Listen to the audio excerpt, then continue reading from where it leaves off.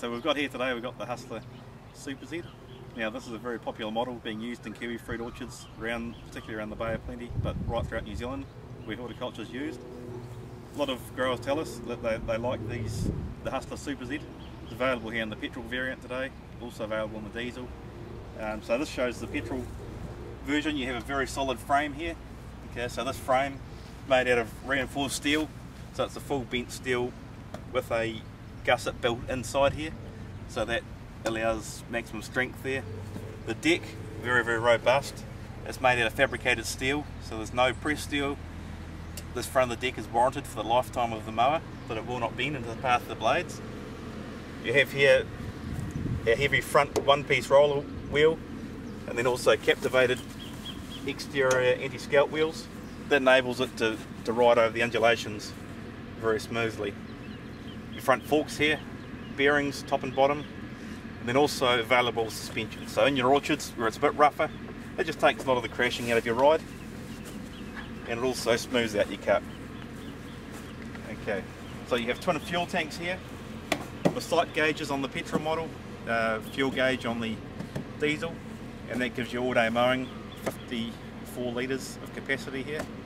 Okay, nice cup holder to keep you hydrated while you're going. On the petrol model, it comes here with the hyperdrive transmission. Now that is using an oversized Sauer Danfoss slipper piston pump with Parker wheel motors, and that is engineered for maximum life. We have a 5-year 3,000 hour warranty on it.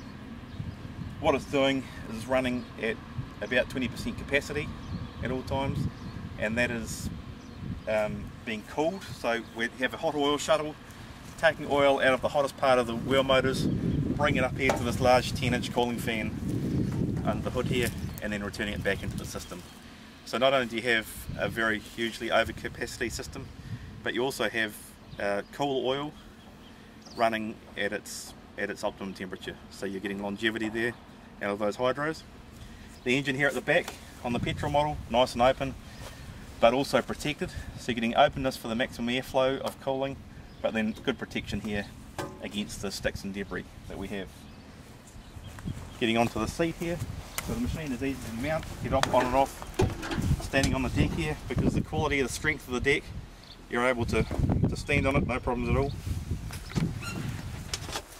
You can several height of cut variations here. So your deck right up is in the transport position, so that's for where if your grass is a bit longer and it's getting away on you, you're doing a seasonal mow, then that is going to just give you that extra capacity to cut down.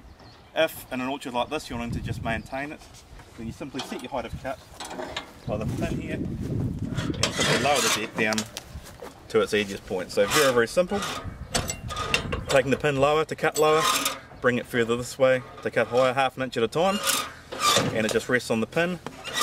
Flick it round 390 degrees, and the thickness of the plate gives you another 1/4 inch capacity. If you want to do the lawns around the house, that gives you a lot of fine adjustment as well. Lever operated, so very easy, very manoeuvrable to control. Now the levers here, when they're set out like this, the park brake is engaged. This is a patented system from Hustler, so very simple to operate. Levers out, park brake is on, levers in, the park brake is off. No separate handbrake to worry about, no procedure to get it done the right way when you start. Just simply a matter, get on, pull it in, and you're ready to mow. Okay, so other models may have other brands may have a separate parking brake, which you have to release before you can bring the levers in. And on a hillside that can give you stability issues while you're dealing with all those things going on. Very low centre of gravity here. As you can see, sitting on here, we've got good headroom under the canopy. Okay, that's with the standard suspension seat on there, so a nice comfortable seat with giving a bit of suspension. If your orchards are a little lower, we can remove the suspension seat in its entirety, giving you a very low seat height. So depending how you need it there.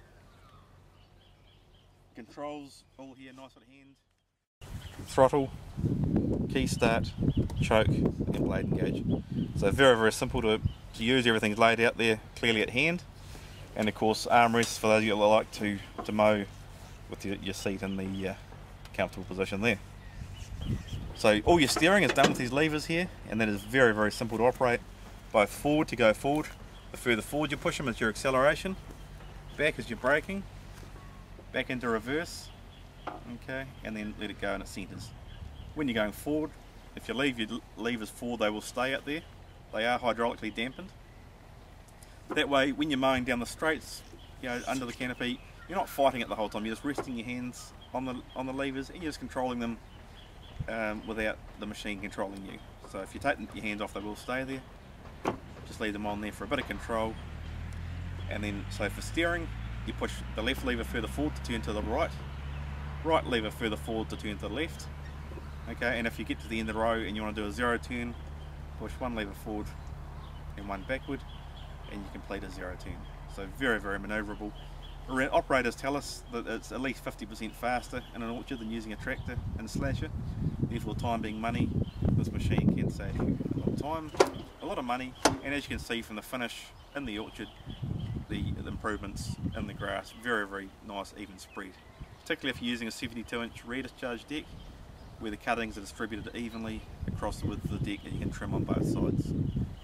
So as we can see down here, leaving a nice finish under the canopy, under the vine.